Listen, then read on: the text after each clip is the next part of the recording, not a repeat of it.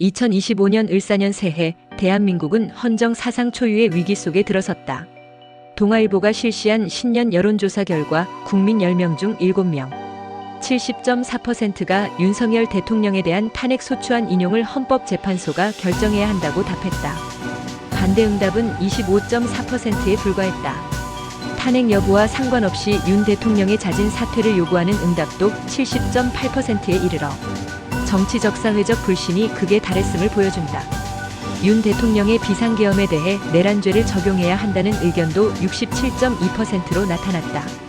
국민 3분의 2 이상이 비상계엄 당시 윤 대통령이 무장병력을 국회와 중앙선거관리위원회에 투입하고 체포 대상자 명단을 작성 배포한 행위를 내란 행위로 간주한 것이다. 반면 내란죄 적용을 반대한다는 응답은 27.8%에 머물렀다. 윤 대통령이 내세운 부정선거 의혹 해소를 위해 비상계엄이 필요했다는 주장 역시 국민의 공감을 얻지 못했다. 응답자의 72.3%가 이에 동의하지 않는다고 답해 대통령의 주장은 설득력을 잃은 것으로 보인다. 특히 보수층에서도 탄핵 반대 53.4%와 찬성 41.9%의 격차가 크지 않았으면 중도층에서는 77.0%가 탄핵 찬성 입장을 밝혔다.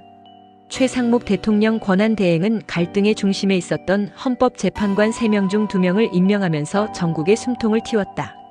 이에 따라 헌재 재판관은 6명에서 8명으로 늘어났고 탄핵 심판은 예정대로 진행될 전망이다. 전문가들은 이번 조치가 정치적 불확실성을 줄이는 계기가 될 것으로 기대하고 있다. 여야 정당은 이번 사태를 단순한 정쟁의 연장선으로 보지 말고 역사에 기록될 중대한 사건으로 접근해야 한다는 목소리가 높다. 탄핵 심판과 특검 등 남은 절차를 당리당략에서 벗어나 협의하며 처리해야 한다는 것이다. 윤석열 대통령의 계엄 선포와 그로 인한 헌정 위기는 대한민국의 민주주의와 헌정 체제에 큰 시험을 던졌다. 박근혜 전 대통령의 탄핵 이후 8년 만에 다시 대통령이 법정에 서는 상황은 불행한 일이지만 이는 우리 민주주의 시스템이 독단적 권력에 경고를 보낼 수 있음을 의미하기도 한다.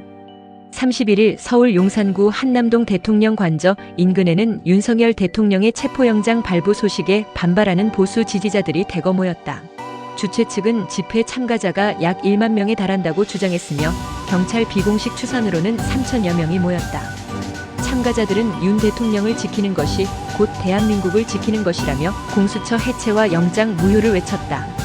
이날 집회에서는 젊은 참가자들의 모습이 눈에 띄었다.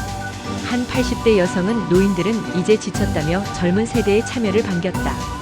다른 집회 장소에는 군복과 한복을 입은 노년층이 성조기와 태극기를 흔들며 구호를 외쳤다.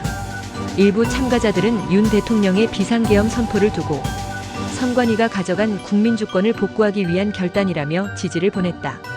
집회 현장에서는 유튜버와 참가자 간의 마찰도 벌어졌다. 한 참가자가 유튜브 찍지 말라고 지적하자 일부 유튜버들이 쳐들어가자고 외치며 소란이 일었으나 다른 참가자들이 이를 말리며 상황이 진정됐다. 경찰은 관저로 향하는 길목을 바리케이드로 차단해 시민들의 통행이 불편하다는 지적이 나왔다. 서울서부지법은 이날 윤석열 대통령에 대해 내란 우두머리 혐의로 체포영장을 발부했다.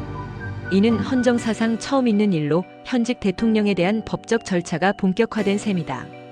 보수 지지자들의 대규모 집회와 함께 건너편에서는 진보 성향의 시민들이 소규모로 맞불 집회를 열고 내란 옹호를 중단하라고 주장했다.